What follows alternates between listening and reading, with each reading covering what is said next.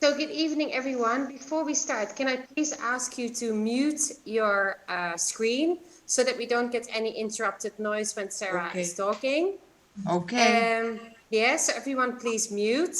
And also there will be time for questions after her presentation. So if you want, you can write them in a message to me, and then I will ask them after the presentation. If you have problems with writing and you would prefer to speak to her, that's also not a problem.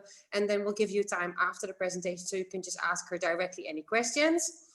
So I'm very happy to have Sarah here tonight. Dr. Sara Houston is the Deputy Head of the School of Performing Arts at University of Northampton. She is a dance specialist, and her main research focus is community dance, especially examining the experience of dancing with Parkinson's. And in 2011, Sarah won the Bupa Foundation Prize for her Parkinson's work and was finalist in 2014 when she won the Bupa Foundation Prize for her finalist 2014 for the National Public Engagement Award for how she was communicating her work to the public. And her book, Dancing with Parkinsons, was published. And I really recommend everyone to get this book. It's really a must read. So yeah, amazing. I also was very lucky to have her as my co-supervisor for my master's. So I'm very happy to have her tonight. So let's just go over to Sarah. Over to you. Thank you, Natalie. Can you all hear me okay? Thumbs up? Yes, good. Okay, thank you. Now I have a little PowerPoint so you can get some pictures to look at while I'm just talking. So we'll try that if it works, and then we'll go from there. So I'm just going to share my screen now with this. Okay, so and this you'll recognize as the cover of my book. I'm delighted that you've allowed me to speak here in Malta on this webinar. I've been following Step Up for Parkinson's for several years now, and in 2018 I had the greatest pleasure of visiting as well, and joining in one of the classes and then seeing you perform and then talking about my research to the Maltese president, which was a great honour. So tonight, I'd really like to talk to you more about my thinking, which is outlined in the book. So that's my kind of focus for today. It's clear that, and I can't change, how can I? Okay, I can't change the screen, I've just realized. So this is I will stop sharing and I will share relevant photos with you at particular points. Okay. Oh, maybe I can. No, it's. Oh yes, I can yes. Now. Worked it out. It's always an adventure going online. So my research has been over the last 10 years, and it's been primarily with English National Ballet, but also with groups and organisations and independent artists and people living with Parkinson's all around the world. And that has made it one of the most interesting and fascinating projects that I've been involved in. And it's partly interesting and really enriching because I can see the meaning behind it. I can see why it's relevant and important. And you can't say that about many research projects. And I think it's important because Parkinson's is the second most common neurodegenerative diseases after Alzheimer's. And it costs the EU 13.5 billion euros a year in terms of healthcare and associated costs. And the amount of people who have Parkinson's is set to double by 2013, and there still is no cure. So I think it's really important that that we think clearly about research in this area. The medical sociologist Arthur Frank talked about the chaos that happens on diagnosis, and some of you may recognize this, where the ground opens beneath you and your life and brain is in chaos. There's no structure, no future, no present, no nothing. And after pulling out of the chaos, you understandably ask, how can I be cured? How can I get rid of this condition or illness? And a lot of Parkinson's research is about this. It's about how do we get rid of this disease? Or if it's not about a cure, then it's about how do we treat or help ameliorate symptoms.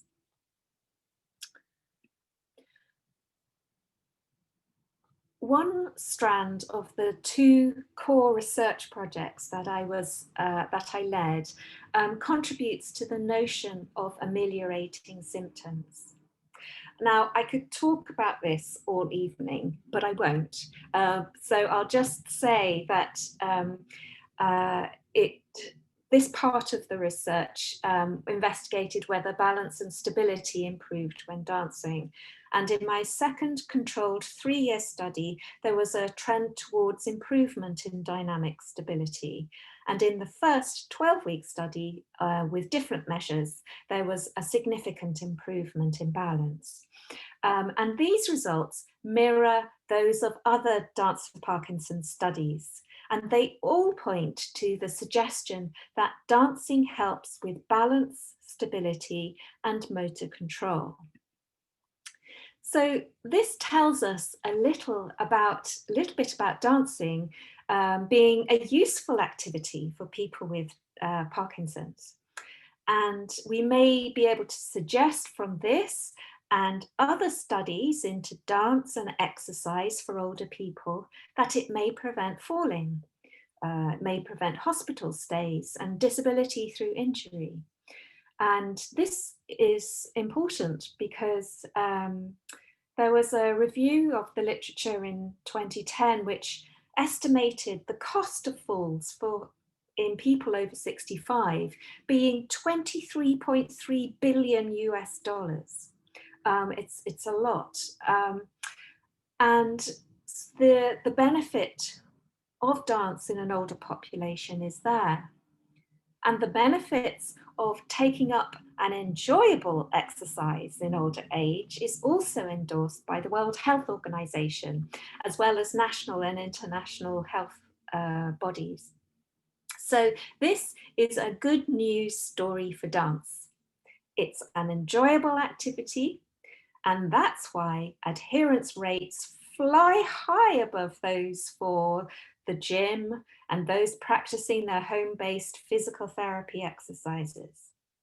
There are some cultural assumptions about who dances, which makes it less accessible than some other activities, but there's a growing number of people over 50, men and women, who want to give dance a go. So, dancing is good for you. As a tool to greater health, dancing can help. But it doesn't necessarily tell us why dancing is important and significant to the Parkinson's dancers themselves.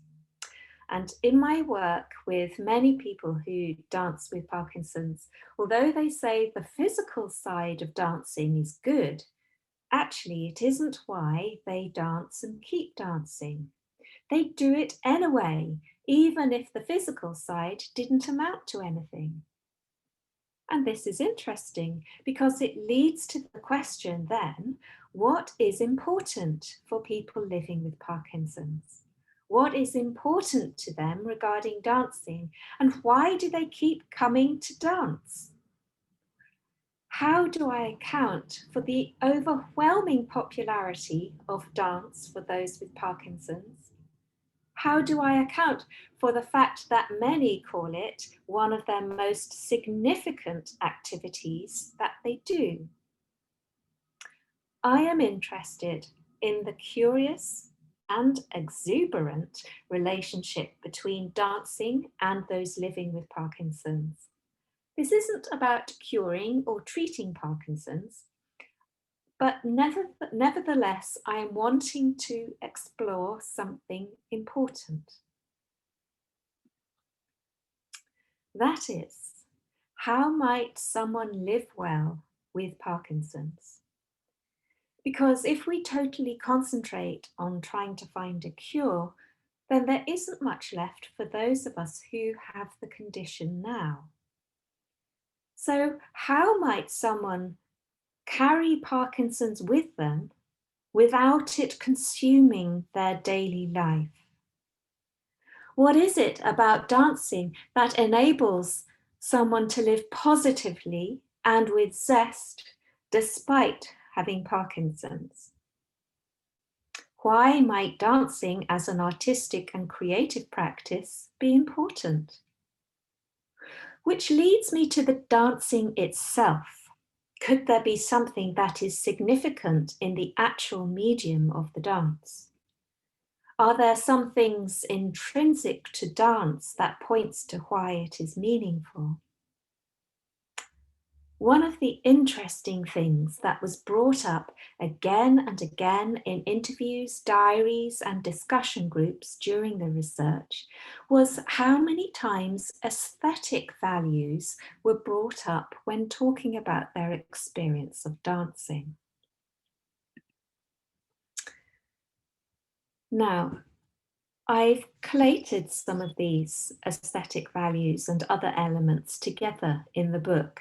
And this is just a little chart to try and clearly explain the connections between these really kind of very old values of beauty, grace, and freedom, together with agency, and then also ideas around art, care, and community, which together really feed into this idea of living well with Parkinson's.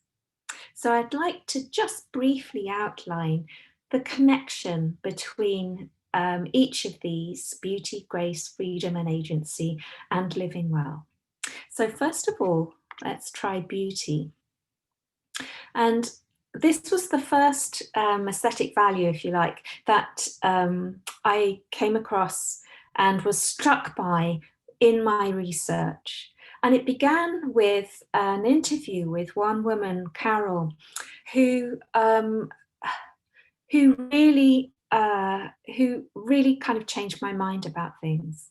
I wasn't I wasn't planning to explore this at all. And she said, "The dance class really changed my life. I am much more positive. It's something about the music, rhythm, and ballet which makes you feel lovely. I haven't felt lovely in a long time. This disease is grotesque."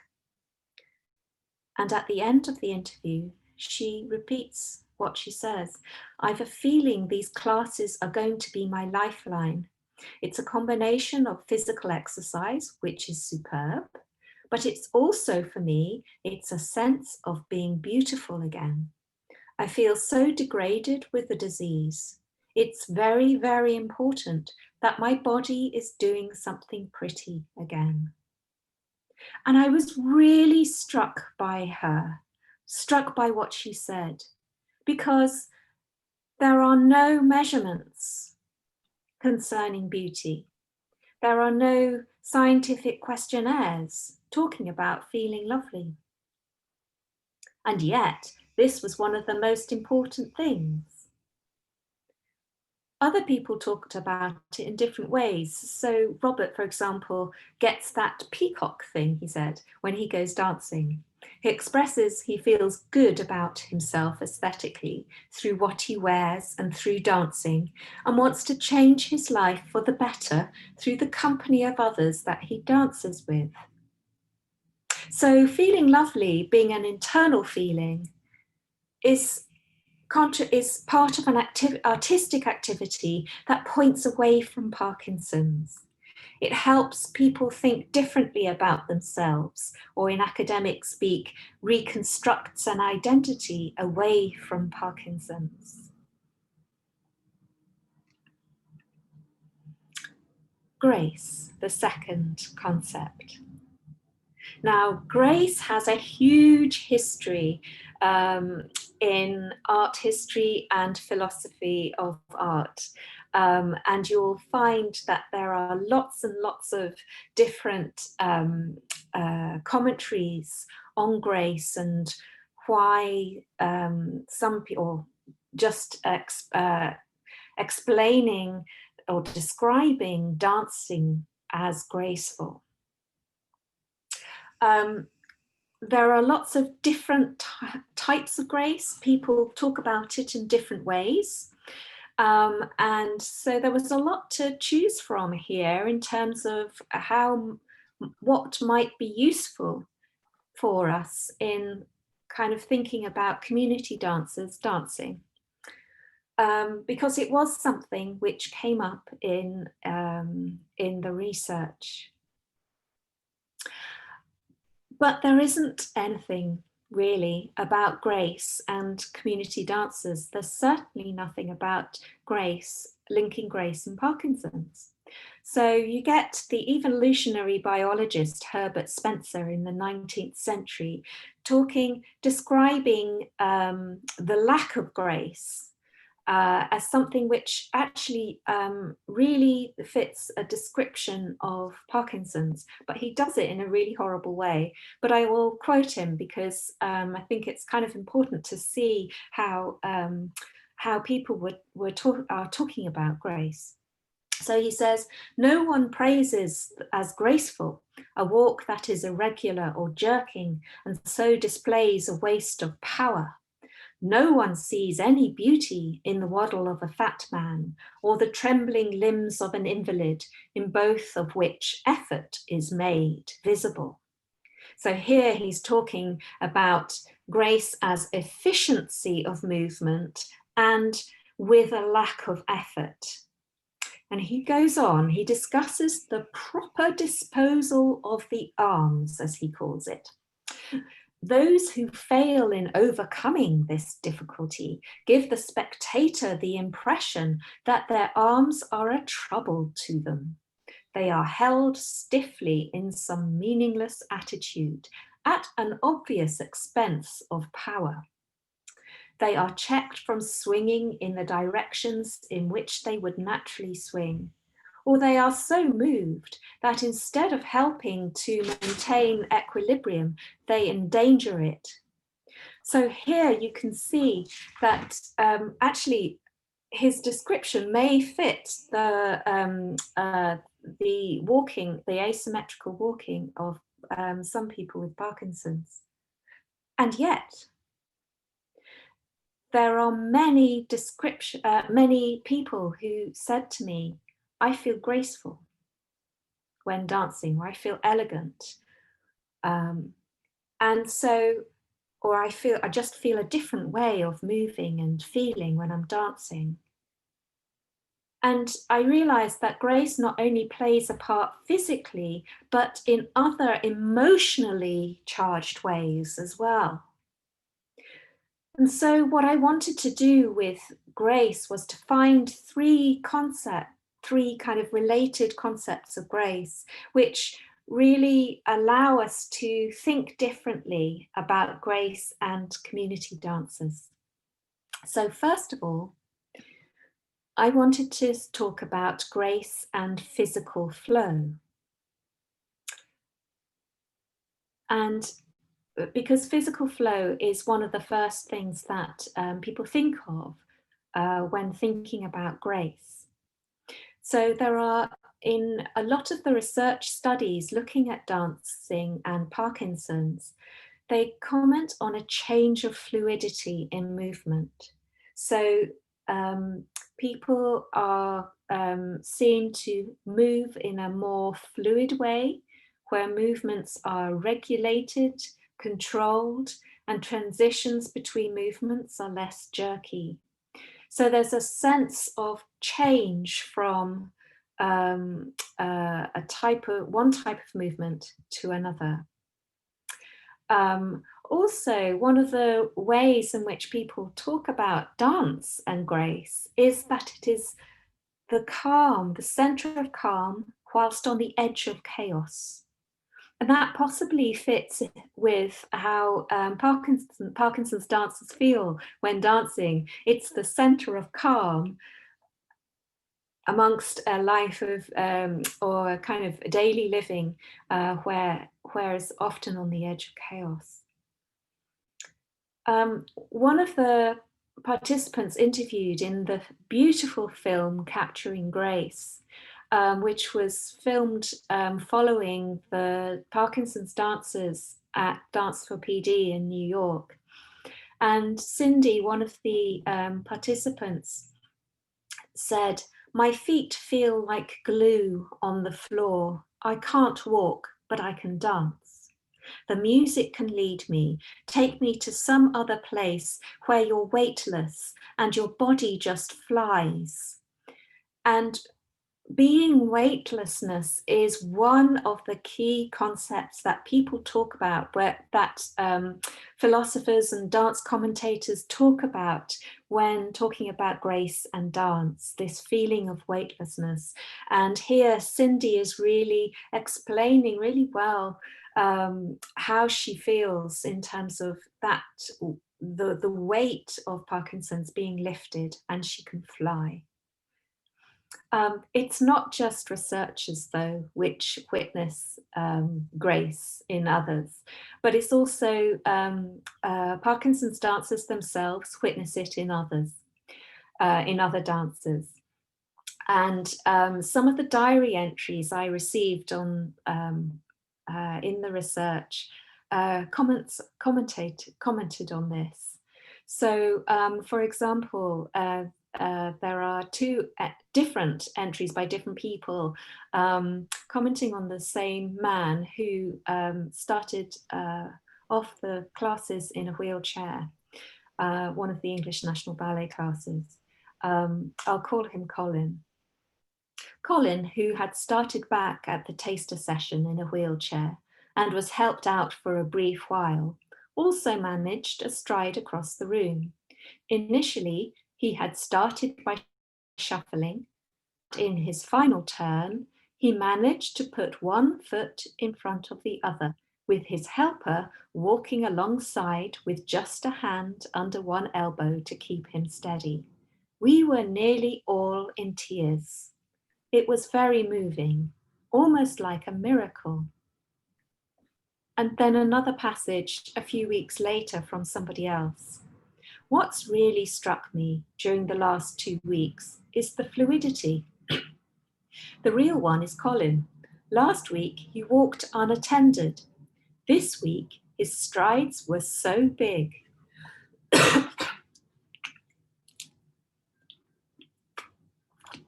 So you can see here that actually people were talking about this change of movement as being quite magical. And there's a magical quality. And this is often talked about in the grace literature all the way through the centuries as it being like a miracle, like it's magic and so on.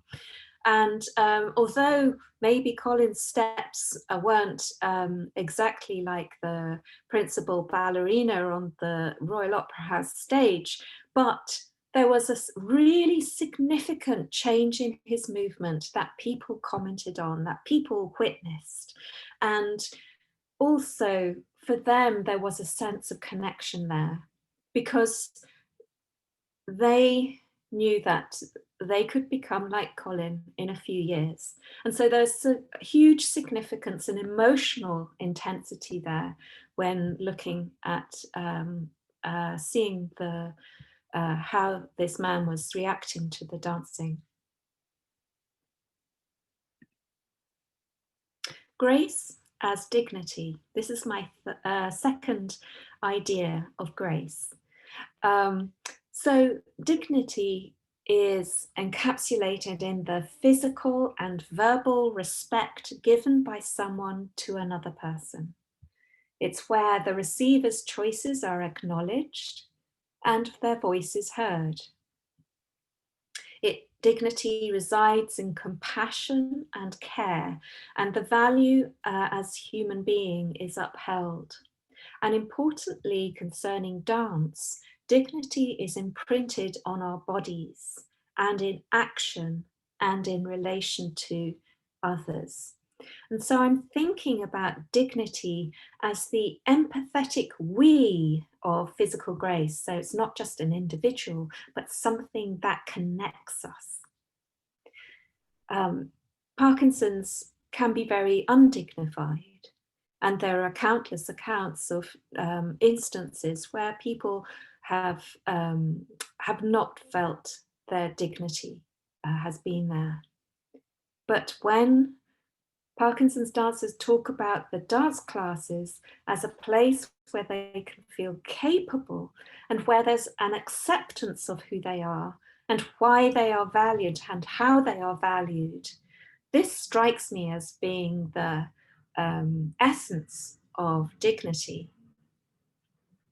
And you can see that in how people will talk about their classes as a family where they belong.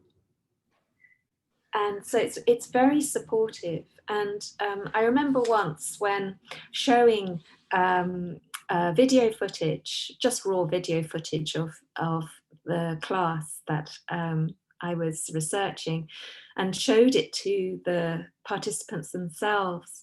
And they were saying all their comments were so supportive of each other. So, oh, you are remarkably still, Ray. I haven't seen you that still. Or, oh, you look so strong. Or, hey, look, she has no hesitation there. It looks as if we don't have Parkinson's. These types of comments really underscore how people are valuing the contribution of each other. And the third and last idea of grace that I had goes back to the Renaissance term Gratia, or generosity, the giving, the receiving and returning. So it's like grace is a gift. And a lot of people talked about dancing as their gift, a gift that they received, but also because of the dance, they returned to give something back to the Parkinson's community or to others. So for example, the English National Ballet London class decided to set up a singing group for everyone. And then someone else decided that there needed to be a drop-in for carers. There's someone in San Francisco who decided on the back of joining in the dancing that actually people with Parkinson's in his area really needed a full arts workshop kind of events happening. And so he set these up on the back of the dance, and there are them, and people can testify that they wouldn't have done this had they not done the dancing. So there's something about grace as gift, the gift of dancing, which gives, and you receive and return it.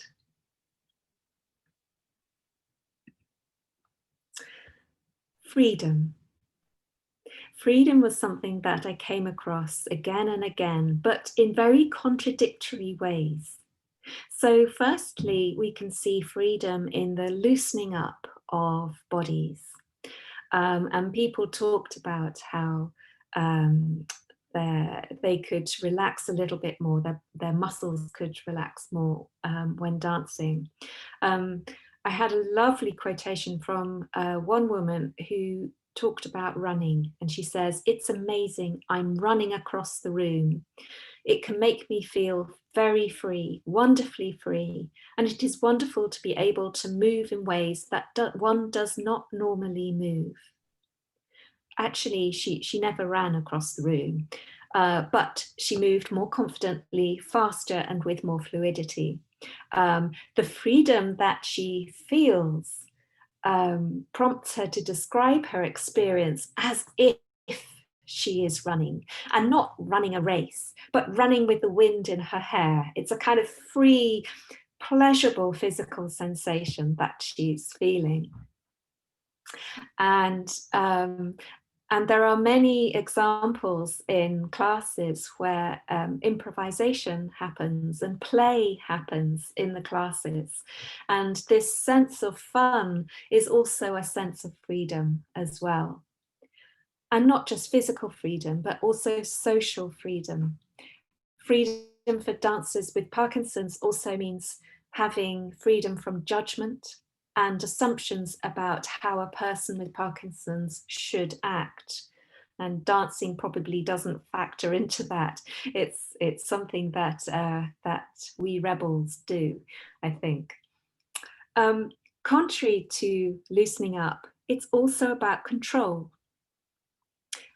Practicing control in dancing happens all the time. We practice how to move our bodies. And in dance, there are very strong physical dynamics that we have to carry out. And these are accompanied by precision of movement and intention of movement. And this is seen within any dance class. And it gives the dancers that control. It's a control which we don't necessarily have to begin with, particularly with Parkinson's. And so it's a place where that control can be experienced. And also freedom is about forgetting. Dance acts as a distraction from thinking about Parkinson's. You might, I know I have plenty of stories and have witnessed people walking out of the room without their walking sticks, and you might have experienced that yourself, where you forget that the walking stick was there because you can walk, it's fine. So that's freedom. And lastly, this idea of agency. Agency is often the power to do things oneself. But when exploring this with people who are sometimes frail, it caused me to rethink what agency is, and to lay out some ideas in relation to building the groundwork for agency. So it's not necessarily about agency here, but the groundwork towards that. I think it's more about interdependence, and it's also context specific as well. And I'm following here a group of social gerontologists who also propound this view.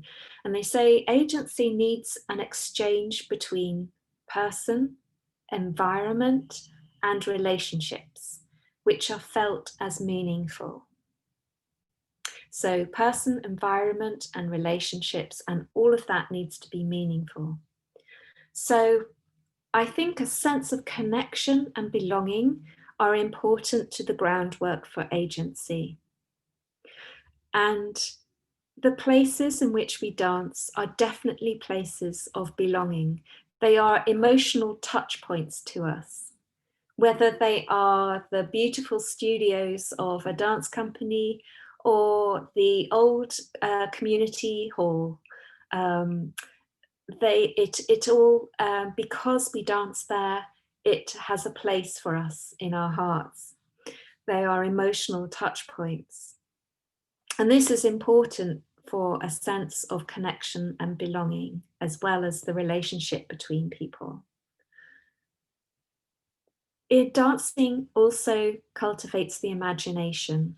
We use our imaginations all the time when we dance. And imagination engenders communication between us. Communication is created physically and emotionally between the dancers. And this is important to have this sense of communication, where it's very difficult sometimes for many people with Parkinson's in everyday life. So I want to just read a passage from the book, which is about this imaginative connection. I'm wondering whether you could just check that you're on mute there, just so everyone can hear me. Thank you. This is from the book, and it's just my notes following a class in Oxford in England, led by English National Ballet. All dancers wrap around the perimeter of the studio, creating a large circle. 2 are seated, the rest stand, all hand in hand. The teaching artist relays the idea. Pass a present round to your neighbour, thanking them for the time shared dancing. The piano and flute are ready to interact, creating a soundscape for each individual response. This is the section of the class that is repeated each week, and participants are ready, a few even deciding what to do beforehand. The first few dancers turn and grip the hands of their neighbour, their heads bending towards each other in a smiling acknowledgement. But soon, the action begins to get bigger, more inventive. Someone drops the present. Another staggers under its weight. Another blows it across to his neighbour as if it was as light as a feather. The mime gets still more and more elaborate.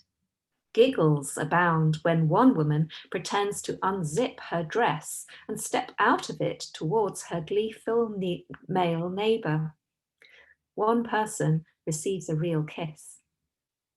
When everyone has received his or her present, the teaching artist throws her present up into the air to be caught by each person.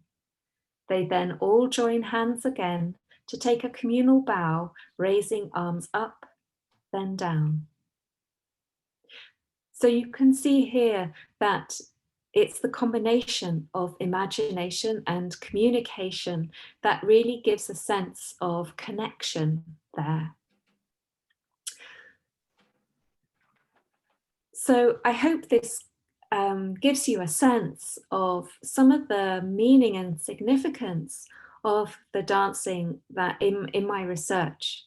I'd like to end with a quotation that I love, and actually I probably use all the time when I'm speaking about this. And it forms the end of the book as well. It's by a dance participant called Jim. And he says this: I've identified about 8 or 10 words to describe what we're doing. Imagination, creativity, language, colour, music, rhythm. And I've not come across anything in my diverse life which combines all of these things. The breadth and depth of what is going on is significant. Thank you.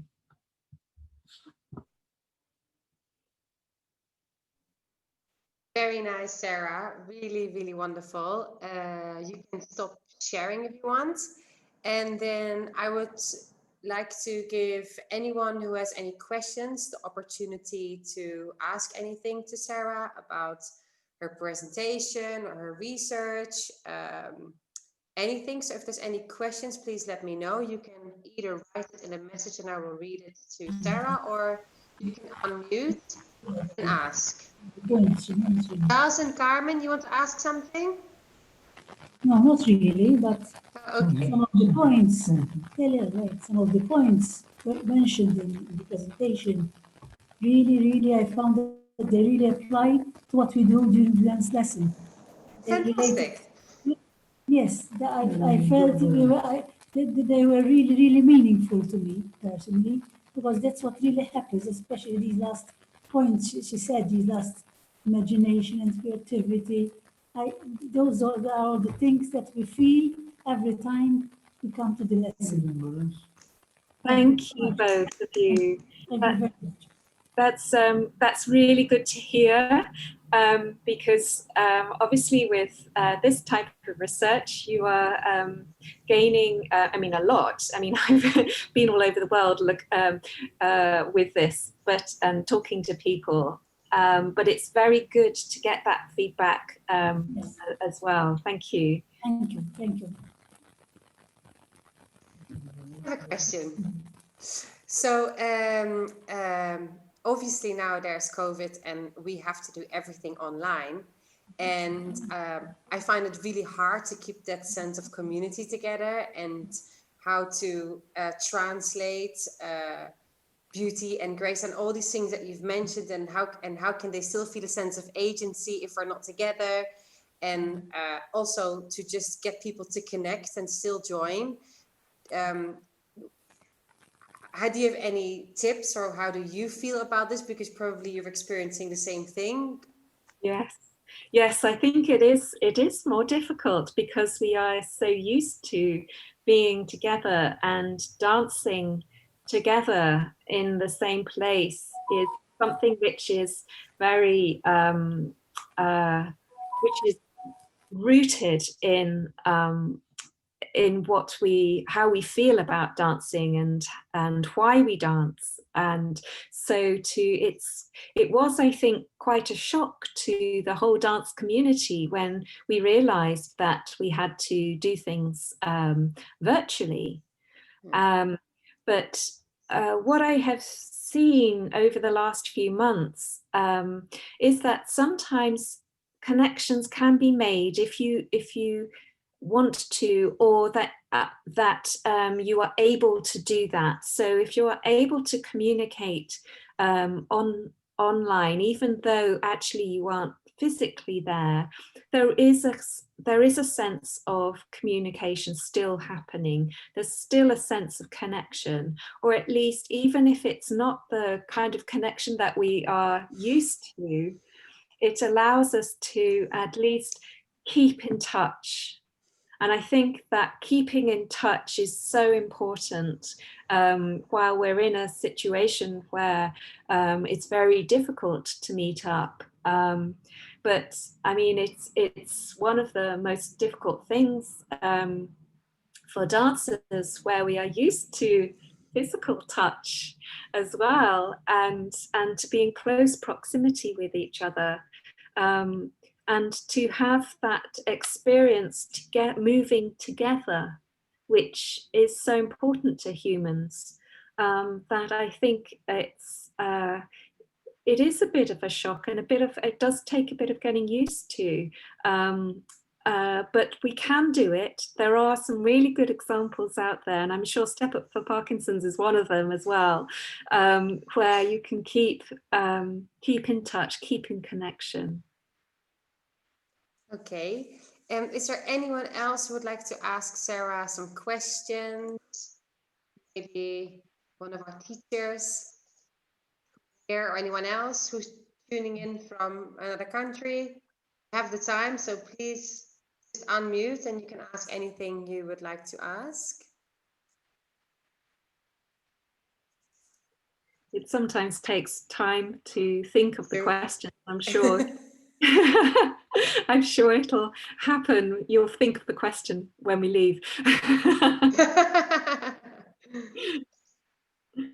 If there's a good spot here, I could ask a question. Hi, my name is Joona and I'm from Finland. I'm a professional dance teacher, and my father has had the Parkinson for the last 25 years. And right now I'm also working my bachelor's degree in social services, and I'm just thinking and a bit curious, like if you were to give some advices to, let's say, a young person who's thinking about what to do here in this dance area, and especially with Parkinson's, what suggestions would you have for that certain person?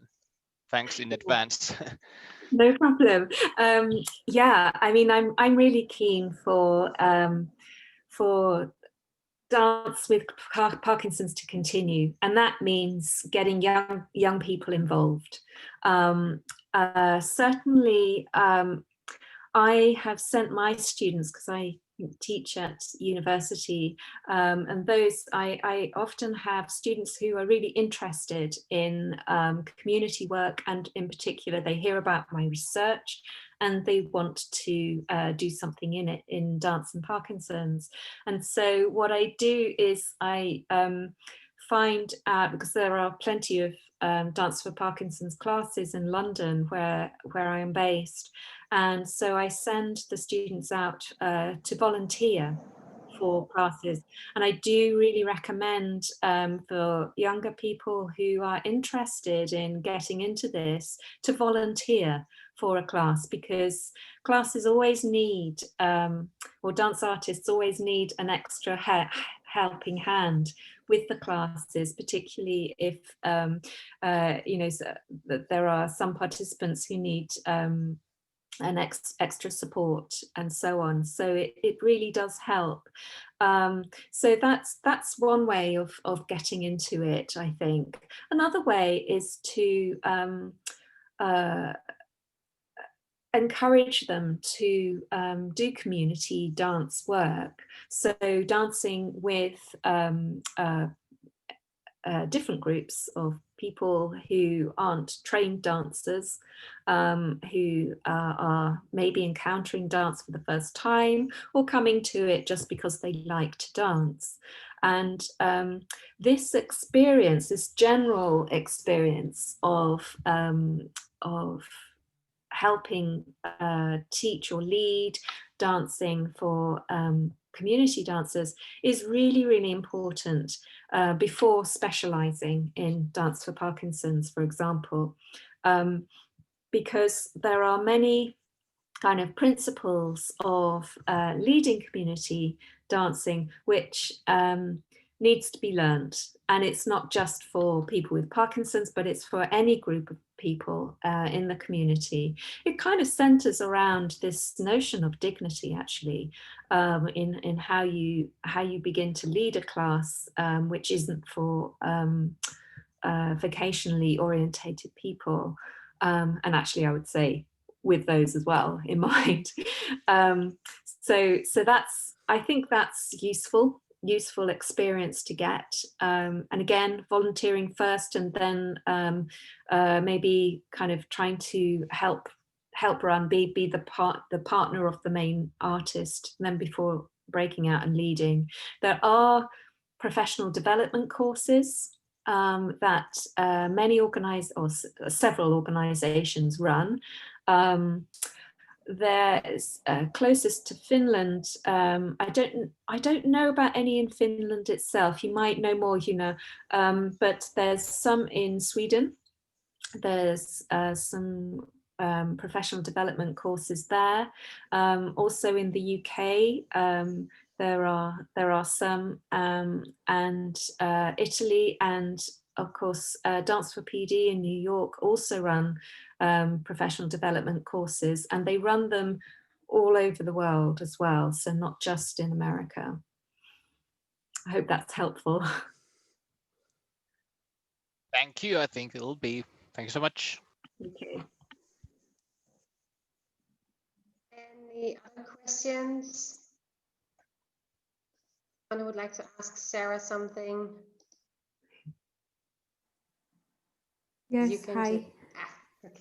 Hello, hi. I was curious if maybe if you would imagine where this research leads from here on forward in the future, or if you, even just brainstorming what you think where that might go. I was curious if you could talk a bit about that.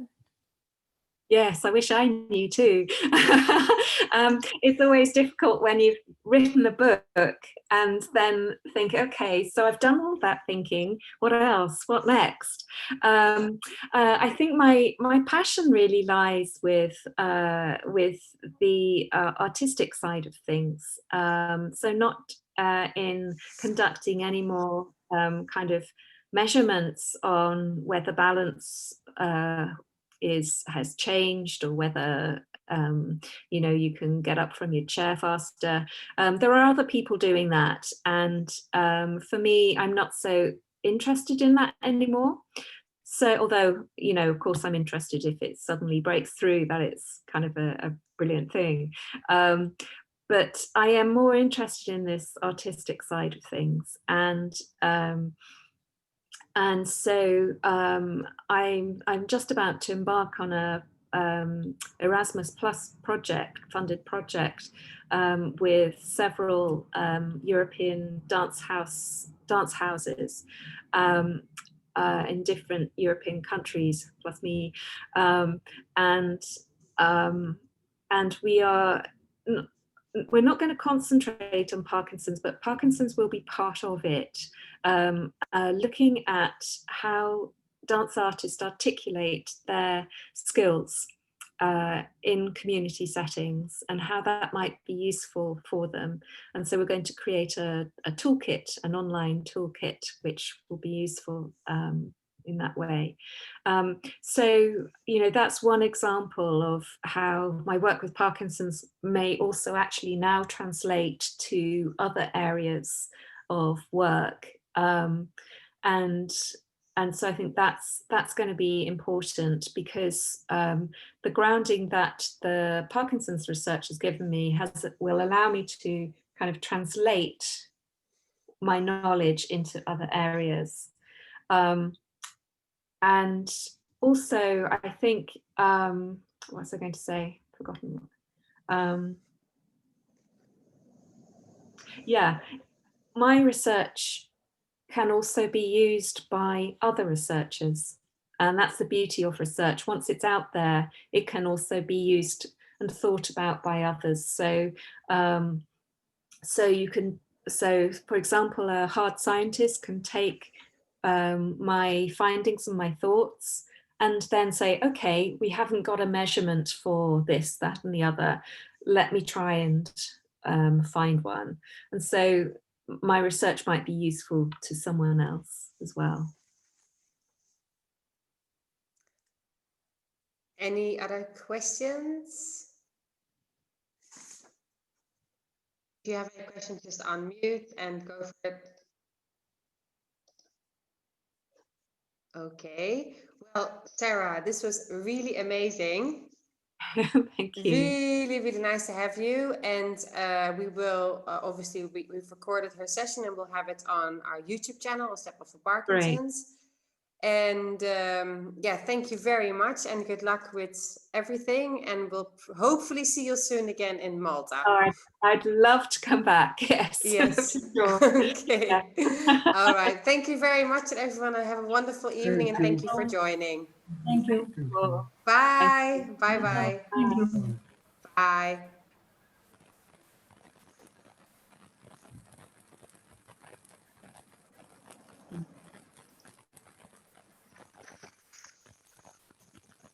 Bye. Bye-bye.